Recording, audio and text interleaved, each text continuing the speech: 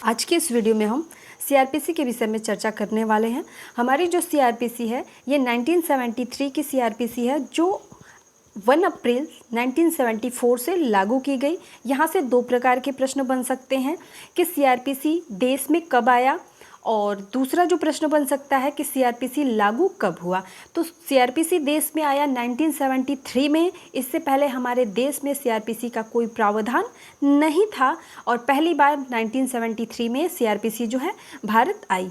इसके बाद जो है इसे लागू किया गया 1 अप्रैल 1974 में। इसके बाद हम जानते हैं सीआरपीसी का आखिर फुल फॉर्म क्या है, क्योंकि कभी कभी हमसे फुल फॉर्म भी पूछ लिया जाता है। तो code of criminal procedure, code of criminal procedure क्या है, ये आपका सीआरपीसी का फुल फॉर्म है, तो इसे आप भूलेंगे नहीं। सीआरपीसी के विषय में हम अन्य बिंदुओं को जानेंगे। सीआरपीसी में कुल 37 चैप्टर्स हैं, 37 जो अध्याय हैं इसमें, और 37 अध्याय के अकॉर्डिंग कुल 484 सेक्शंस दिए हुए हैं, 484 धाराएं बताई गई हैं। जब भी कोई अपराध होता है तब हमेशा दो प्रक्रियाएं होती हैं।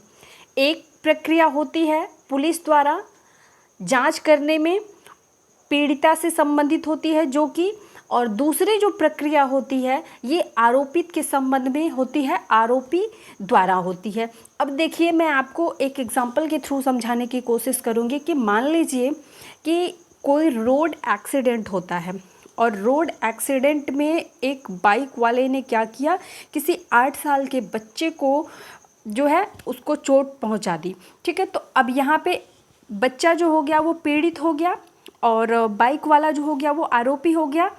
तो यहाँ पे बच्चे के पेरेंट या फिर जब एक्सीडेंट हुआ तो वहाँ की पब्लिक क्या करेगी, पुलिस के पास कंप्लेन करेगी। ठीक है, कंप्लेन पे पुलिस क्या करेगी, मौके पे जो भी वारदात हुई है उसकी जांच करने की कोशिश करेगी, यानी पुलिस जो है अपनी जांच प्रक्रिया चालू करेगी। ये आपका पहला जो प्रक्रिया हो गया। अब अपनी सफाई में आरोपी जो होगा वो क्या करेगा, बताएगा कि सर मैंने इस बच्चे को बचाने की पूरी कोशिश की, लेकिन बगल से एक और बाइक आ रही थी जिससे मैं लड़ना नहीं चाहता था और सामने से बच्चा आ गया। तो मतलब जो भी मौके पे हो सकता है। तो यहाँ पे क्या दोनों की तरफ से क्या की जा रही है, प्रक्रियाएं की जा रही हैं। आरोपी की तरफ से भी हो रहा है और जो पीड़ित है उसकी तरफ से भी प्रक्रिया हो रही है, और पीड़ित की तरफ से जो प्रक्रिया हो रही है वो भी पुलिस के द्वारा होती है और आरोपी की तरफ से जो होता है वो भी पुलिस के द्वारा ही की जाती है। तो यहाँ पे कहने का मतलब ये है कि जब भी कोई अपराध होगा तो दोनों तरफ से क्या होगा, प्रक्रियाएं चलती हैं। अब यहाँ पे थोड़ी सी सीआरपीसी जो है आईपीसी से थोड़ी सी डिफरेंट है। आईपीसी में हम धाराएं पढ़ते हैं, धाराओं के अकॉर्डिंग जो अपराध होते हैं, अपराध के लिए दंड का प्रावधान होता है, उनके विषय में पढ़ते हैं और चीज़ों को कोरिलेट करके आसानी से सारी चीज़ों को हम समझ लेते हैं। लेकिन सीआरपीसी एक प्रक्रिया संहिता है और इसमें क्या होता है कि थोड़ा सा अनइंटरेस्टिंग पार्ट होता है, थोड़ी सी बोरियत फील हो सकती है। लेकिन अगर आप सीआरपीसी को थोड़ा सा चाहते हैं कि इंटरेस्ट के साथ पढ़ें, आपको थोड़ा अच्छा लगे, तो आप आईपीसी के साथ में इसे कंबाइन करके पढ़िए, इसको साथ में पढ़िए, तभी आप चीज़ों को आसानी से समझ पाएंगे और बाकी चीज़ें आपके लिए आसान हो पाएंगी। अभी 2 से 3 दिन पहले मैंने अपने चैनल पे आईपीसी से संबंधित एक वीडियो अपलोड की थी, तो आप उस वीडियो को साथ में लेकर के इस वीडियो को साथ में पढ़ सकते हैं, तो चीज़ें आपको आसानी से समझ में आएंगी। फिलहाल चलिए हम अब आईपीसी के जो चैप्टर्स हैं उन चैप्टर्स के अंदर कितनी धाराएं दी गई हैं और जो महत्वपूर्ण धाराएं होंगी, जो भी इम्पोर्टेंट सेक्शंस होंगे, उन सेक्शंस को डिस्कस करेंगे। क्योंकि सीआरपीसी में कुल 484 सेक्शंस हैं, 484 धाराएं हैं और सभी 484 धाराओं को पढ़ा पाना इतना आसान नहीं होगा कम समय में। तो हम कोशिश करेंगे कि जो भी महत्वपूर्ण धाराएं हैं उनको इस वीडियो में या फिर 2 से 3 वीडियो में हम उसे कवर कर लें, क्योंकि हमारे पास समय जो है बहुत ही कम बचा हुआ है। चलिए जानते हैं सीआरपीसी का पहला चैप्टर क्या है। सीआरपीसी का पहला चैप्टर है प्रीएम्बल एंड प्रीलिमिनरी, यानी कि सीआरपीसी का पहला चैप्टर सीआरपीसी की प्रस्तावना और सीआरपीसी के प्रारंभ के विषय में बताता है। सीआरपीसी के पहले चैप्टर में सेक्शन 1 से लेकर सेक्शन 4 के विषय में बताया गया है, यानी कि 4 सेक्शंस दिए हुए हैं, 4 धाराएं दी हैं पहले चैप्टर में। सेक्शन 1 क्या कहता है, short title and extend and commitment, यानी कि सीआरपीसी का संक्षिप्त नाम, सीआरपीसी के संक्षिप्त नाम का विस्तार और फिर इसका प्रारंभ किस प्रकार से हुआ है। तो पहले चैप्टर में हमको ये सारी डिटेल पढ़ने के लिए मिलती है पहले सेक्शन में, ठीक है। पहला जो धारा है सीआरपीसी का पहला धारा, उसमें हमको संक्षिप्त नाम और सीआरपीसी का विस्तार और प्रारंभ ये सारी चीज़ें देखने को मिलेंगी। दूसरे जो सेक्शन है उसमें कुछ डिफिनीशंस दी गई हैं, परिभाषाएं दी गई हैं सीआरपीसी से संबंधित, और ये आपके एग्ज़ाम के लिए महत्वपूर्ण है जो कि आपको याद होनी चाहिए, ठीक है। तो अगर आपसे पूछे कि सीआरपीसी की धारा 2 में क्या दिया गया है, तो उसमें परिभाषाएं दी गई हैं। आगे हम जानेंगे चैप्टर जो 2 है, ठीक है। चैप्टर 2 की अगर हम बात करें तो चैप्टर 2 में हम देखेंगे धारा 6 से लेकर के 25 तक जो धाराएं दी गई हैं ये चैप्टर 2 के अकॉर्डिंग आती हैं। और चैप्टर 2 का नाम है constitution of criminal courts of offices, दंड न्यायालयों और कार्यालयों का गठन। चैप्टर 2 में किसका डिस्कस किया गया है, दंड न्यायालयों और कार्यालयों का गठन किस प्रकार से किया गया है सीआरपीसी के चैप्टर 2 में यह सारे प्रावधान बताए गए हैं। और इसके अंदर हम सेक्शन 6 से लेकर 25 तक पढ़ेंगे। चलिए जो भी महत्वपूर्ण सेक्शन है उनको देखते हैं। चैप्टर 2 का सेक्शन 6 कहता है क्लासेस ऑफ क्रिमिनल कोर्ट्स, दंड न्यायालयों के वर्ग, दंड न्यायालयों के कितने वर्ग हैं, क्या हैं, उसके विषय में सेक्शन 6 बताता है, धारा 6 बताती है। चैप्टर 2 का सेक्शन 8 बताता है मेट्रोपॉलिटन एरियाज, महानगरीय क्षेत्र के विषय में बताता है सेक्शन 8, ठीक है। आगे देखेंगे चैप्टर 2 का धारा 9 बताता है कोर्ट ऑफ सेशन, जो कि बहुत ही इम्पॉर्टेंट है, यहाँ से मैक्सिमम टाइम क्वेश्चंस पूछे जाते हैं। सेशन न्यायालय के विषय में हमेशा क्वेश्चंस बनते हैं और ये एक बहुत ही बेहतर टॉपिक है। इसको मैं कभी अलग से आपको पढ़ाऊंगी। हाल ही में मैंने कल एक वीडियो अपलोड किया था जिसमें सेशन कोर्ट का जिक्र है, जिसमें मैंने जुडिशियल पावर ऑफ प्रेसिडेंट के विषय में बताया है। और जो मृत्यु दंड का जो प्रोसेस होता है वो सेशन कोर्ट के द्वारा ही दिया जाता है। और यह धारा जो है बहुत ही महत्वपूर्ण है, ये सीआरपीसी की चैप्टर 2 में सेक्शन 9 के अकॉर्डिंग आती है। आगे जानेंगे सेक्शन 10 क्या कहता है। सेक्शन 10 कहता है सबऑर्डिनेशन ऑफ असिस्टेंट सेशन जजेस, सहायक सेशन न्यायाधीशों का अधीनस्थ होना। यह प्रावधान सेक्शन 10 में सीआरपीसी के किया गया है, ठीक है। 11वें सेक्शन में बताया गया है कोर्ट्स ऑफ जुडिशियल मजिस्ट्रेट, न्यायिक मजिस्ट्रेट के न्यायालय के विषय में जो है धारा 11 में बताया गया है। धारा 13 में बताया गया है स्पेशल जुडिशियल मजिस्ट्रेट, विशेष न्यायिक मजिस्ट्रेट के विषय में बताया गया है सीआरपीसी की धारा 13 में। 18वां जो धारा है हमारी सेक्शन 18 है स्पेशल मेट्रोपॉलिटन मजिस्ट्रेट, विशेष महानगर मजिस्ट्रेट के विषय में सीआरपीसी की धारा 18 में बताया गया है।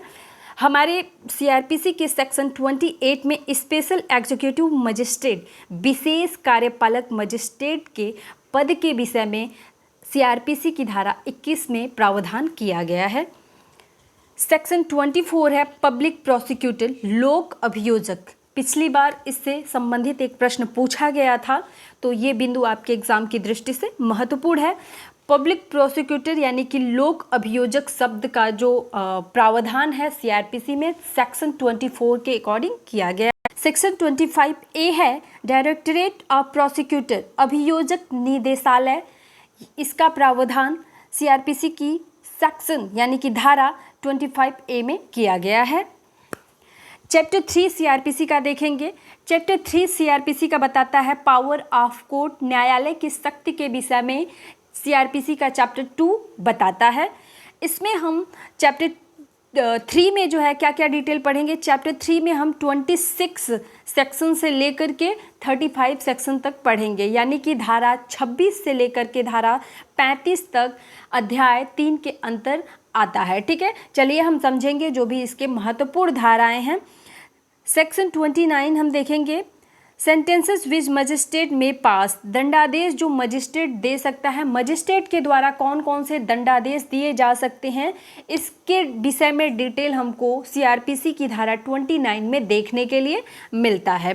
देखिए ये थोड़ा सा बोरिंग हो सकता है बट आपके एग्ज़ाम के लिए कंपलसरी है और इम्पॉर्टेंट भी है, यहाँ से क्वेश्चंस पूछे जाते हैं।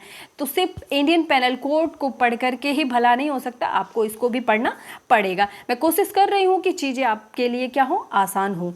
चैप्टर 3 का जो सेक्शन 30 है इसमें है sentences of imprisonment in default of fine, जुर्माना देने में व्यतिक्रम होने पर कारावास का दंडादेश। यानी कि जब जुर्माना देने की बात की जाए और जुर्माना अगर नहीं दिया जाता है तो उसके लिए कारावास का प्रावधान किया जाता है। तो ये सारी डिटेल जो है सेक्शन 30 के अकॉर्डिंग सीआरपीसी में बताया गया है।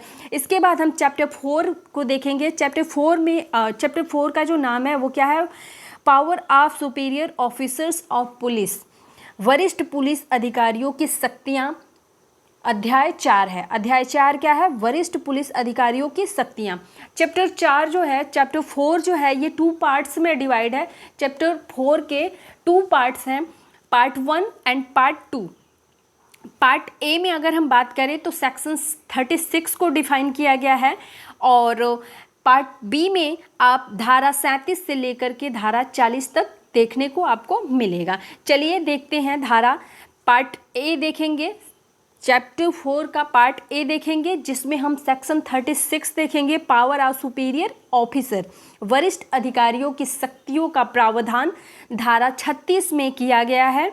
इसके बाद सेक्शन 39 कहता है public to give information of certain offences, कुछ अपराधों की जानकारी जनता द्वारा दिया जाना। ठीक है, इसका प्रावधान किस में किया गया है, धारा 39 में किया गया है, सेक्शन 39 में किया गया है सीआरपीसी के चैप्टर 4 में। आगे देखेंगे चैप्टर 5, अरेस्ट ऑफ पर्सन, गिरफ्तार व्यक्तियों के विषय में जो है हम चैप्टर 5 में पढ़ेंगे।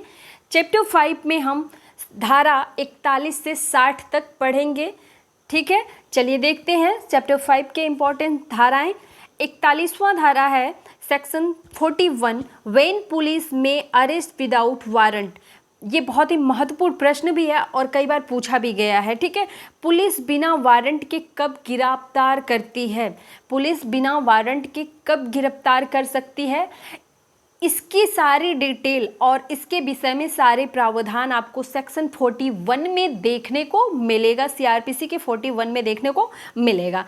आगे देखेंगे सेक्शन 43 है arrest by private person and prosecutor on such arrest, private व्यक्ति द्वारा गिरफ्तारी और ऐसी गिरफ्तारी के लिए प्रक्रिया क्या होनी चाहिए, ये धारा 43 में सीआरपीसी के बताया गया है। सीआरपीसी की धारा 43 में क्या बताया गया है कि यदि किसी अपराधी को प्राइवेट व्यक्ति द्वारा गिरफ्तार किया जाए तो उसके लिए क्या प्रक्रिया होनी चाहिए। ठीक है, आगे हम देखेंगे सेक्शन 44 है अरेस्ट बाय मजिस्ट्रेट, मजिस्ट्रेट किसी अपराधी को कब गिरफ्तार कर सकता है, इसकी डिटेल हम पढ़ेंगे सेक्शन 44 में। ठीक है, आगे है सेक्शन 46वां धारा कहता है अरेस्ट हाउ मेड, गिरफ्तारी कैसे की जाए। इस सब्जेक्ट में जो प्रावधान आपको देखने को मिलेगा ये सीआरपीसी की धारा 46 में देखने को मिलता है। इसके बाद 47वां धारा सीआरपीसी का कहता है सच of place entered by person sought to be arrested, उस स्थान की तलाशी जहां व्यक्ति प्रविष्ट हुआ है जिसकी गिरफ्तारी की जानी है। देखिए क्या है कि मान लीजिए कोई पब्लिक प्लेस है या कोई भी स्थान है, ठीक है, जहां पे कोई अपराधी चला गया है तो पुलिस जो है वहाँ पे परमिशन नहीं लेने जाएगी। अगर अपराधी गया है तो उसकी क्या की जाएगी, तुरंत वहाँ पे जांच की जाएगी कि यहाँ पे एक अपराधी आया है तो उसकी जांच हम करेंगे और यहाँ से फिर उसे लेकर के जाएंगे। ठीक है, तो उस जगह का शिनाख्त करना, उस जगह के विषय में जांच करना या तलाशी लेना क्या है, ये धारा 47 के अंदर बताया गया है। सीआरपीसी का सेक्शन 53A है examination of person accused by rape medical practitioner, बलात्कार के अपराधी व्यक्ति की चिकित्सा व्यवसायी द्वारा परीक्षा कराना, यानी कि बलात्कार का जो आरोपी है उसका मेडिकल चेकअप करवाना। ठीक है, इसका जो प्रावधान है वो सीआरपीसी की धारा 53A में देखने को मिलेगा। इसके बाद हम देखेंगे section 54A, identification of person arrested, गिरफ्तार व्यक्ति की शिनाख्त करना। ठीक है, गिरफ्तार किए हुए व्यक्ति की जांच करना। ठीक है, ये हम देखते हैं सेक्शन 54A के अकॉर्डिंग। तो आज की वीडियो में बस इतना ही। आगे की वीडियो में जो भी इम्पॉर्टेंट धाराएं हैं उसमें हम लोग पढ़ेंगे। तो यदि आज की वीडियो पसंद आई हो तो वीडियो को लाइक, चैनल को सब्सक्राइब कर लीजिएगा। और किसी भी प्रकार का अगर डाउट हो, आपको कुछ पूछना चाहते हो, कोई टॉपिक आपको इस वीडियो से संबंधित नहीं समझ में आया है तो कमेंट में आकर के आप पूछ सकते हैं। आपके सभी डाउट को क्लियर किया जाएगा। वीडियो देखने के लिए धन्यवाद।